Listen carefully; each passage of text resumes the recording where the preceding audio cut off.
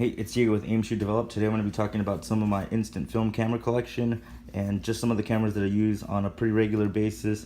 I have a lot to cover, so I'm just going to get right into it. So first things first, this is one of my grails in my collection. This is a Polaroid Sx-70 land camera alpha with, this one's the executive edition, so it has the white turn wheel, black body. It was originally a different kind of leather, but I felt like this one closely resembled the original.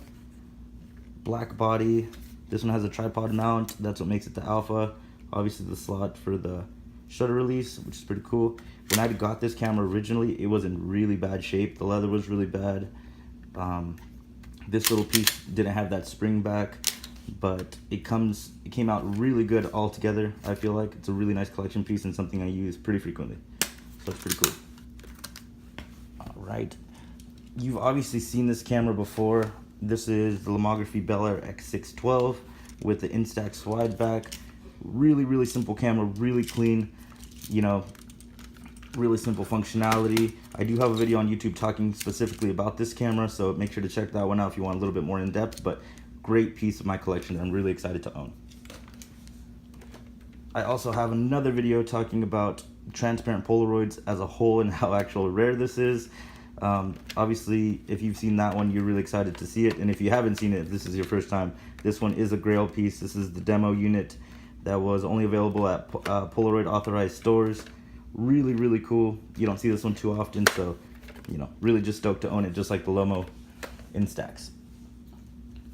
I do have one Instax mini camera. It is the Lomo Instant Automat. They did make two versions of this. This is the regular one, but they did make the upgraded one with the glass. So it's the Automat glass, I believe it says here. Did have some cool features. It does have a shutter button, so when you push it down, it takes a picture, which is really cool. I do have the original Don't Shake stickers that I used to make. These are pretty cool. It does have some wear and tear from just use, which is common for these cameras, especially up here, but I honestly really like this camera. I'm going to do an in-depth review on it later on, but so far, so good on this one. A lot of people don't know that I actually own this, but I do own the Polaroid Macro 5. I could barely get it in frame, but this one was a dentistry camera originally.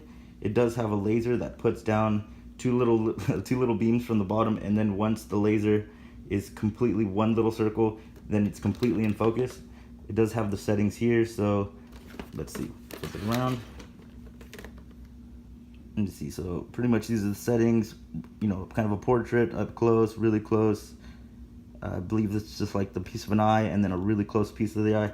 The reason why I haven't actually posted too much, oh, and here's the Don't Shake sticker as well, is because it's missing the battery piece here. I think it's 2 9-volts. I'm not too sure, but I have to get that little custom piece that fits in here, and then I can get this back and running so I can start using Spectra film. This one does use Spectra film on its own.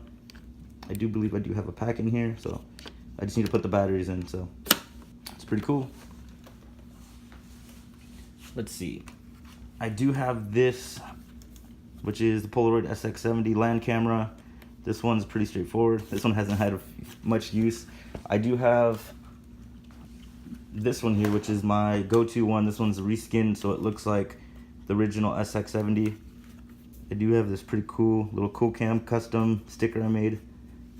I'll make a video talking about some of the custom Polaroid stickers that I make. I pretty much make them for myself. Every once in a while friends get them, but you know, just add some little additions, some little flair.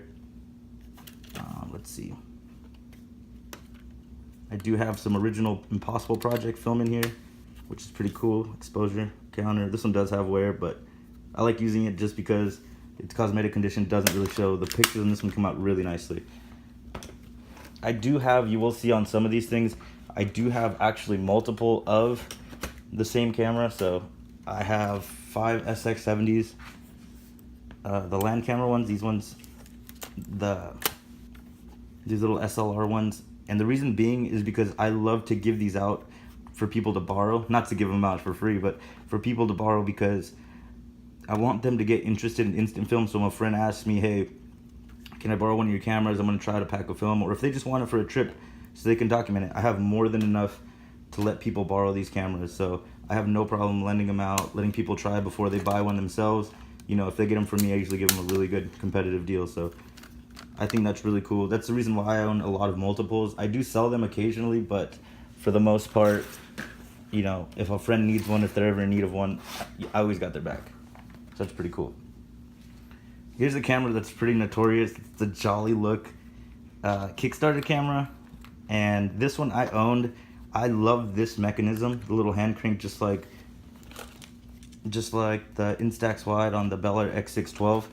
But the thing that I don't like, this camera actually broke already on me. This piece just comes completely off.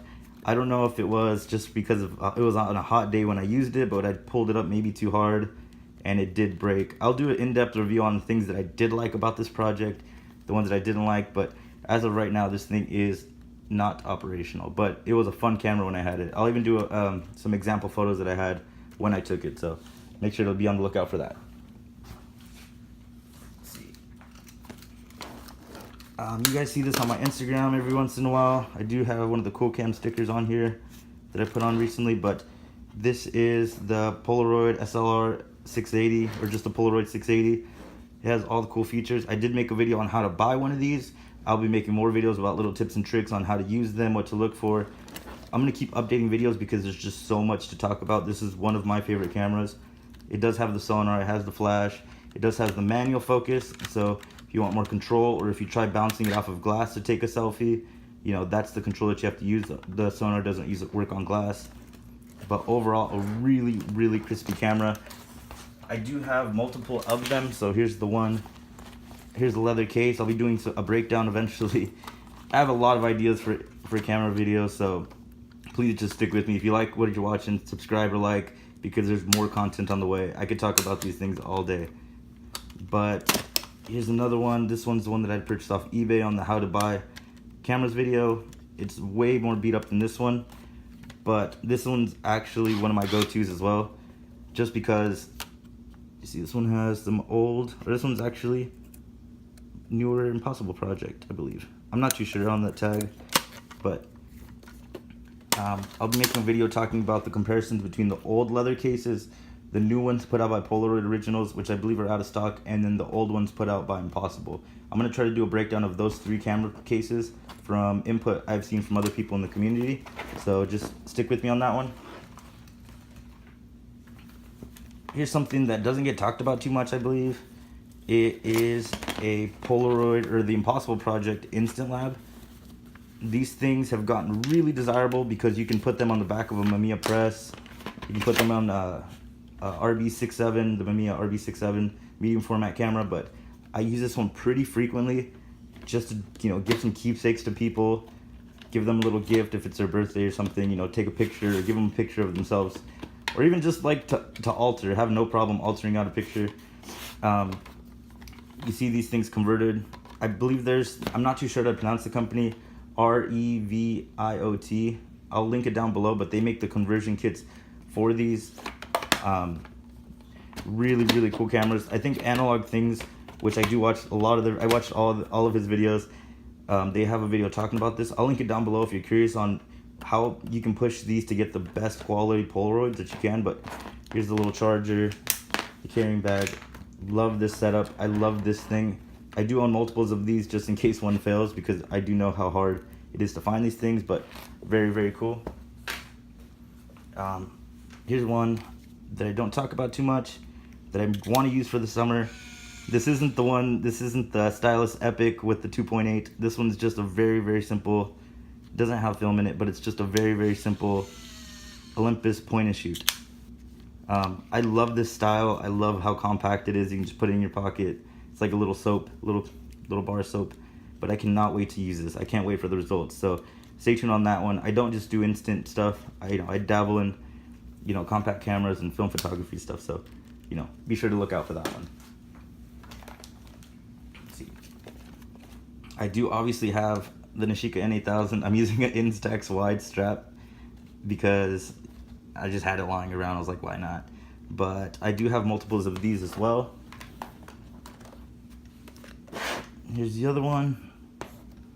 But I love this camera. I'm going to be doing pretty much one day where I just take a full roll with some of my friends. Just do, you know, a day along with the Nishika N8000. But I do love this camera. I do know that it's not an instant camera, but, you know, this one, you know, all the results with the steps of bringing it into Photoshop, getting it developed, doing all those things, it takes a lot more than just some of the instant cameras, but I feel like it's worth it. I love this camera. I do also have the Nimslo 3D camera, but I can't find it at the current moment. Oh, here it is, one sec.